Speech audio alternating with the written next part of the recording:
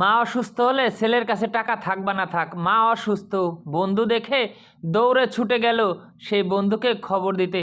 বন্ধুকে কোথাও না পেয়ে তাড়াহুড়া করে খুঁজে যখন পেল, তখন দেখলো সে চারতলার উপরে ছিঁড়া জামা গায়ে দিয়েছে। বন্ধু বন্ধু, মায়ের অবস্থা খুব খারাপ, কাশি করতে করতে সে অসুস্থ হয়ে পড়েছে। তারা সে ছুটে আসলো এবং মায়ের কাছে যখন দেখতে পেল মায়ের অবস্থা খুবই খারাপ, দেখলো পকেটে কোনো টাকা নাই, ডাক্তারের কাছে নিয়ে যাবে কি নিয়ে। তাই ছোট্ট ছেলেরা দুজন কাজ খুঁজতে গেল এবং সবার কাছে সহযোগিতা চাইলো, কিন্তু কেউ কাজও দিল না, কেউ হেল্পও করলো না, তাকে সবাই ধাক্কা দিয়ে ফেলে দিল।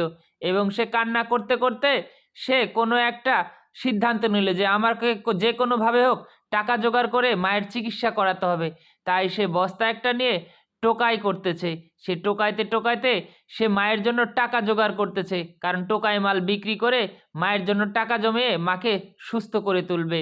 তারপরে সেই ছেলেটা টোকাই নিয়ে যখন দোকানে বিক্রি করে টাকা পেল, তখন সেই টাকা কপালে প্রণাম করে যখন যাবে ঠিক তখনই তাকে ধাক্কা দিয়ে দিল এবং সে কান্না করতে করতে ওষুধের দোকানের দিক ছুটছে, কারণ মা অসুস্থ, যে কোনোভাবে মাকে সুস্থ করতে হবে। তখন ওষুধের দোকান থেকে ওষুধ নিয়ে সে মায়ের মাথায় জলপট্টি দিয়ে মাকে সেবা সুস্থ করা শুরু করলো এবং মাকে ওষুধ খাওয়াই দিল।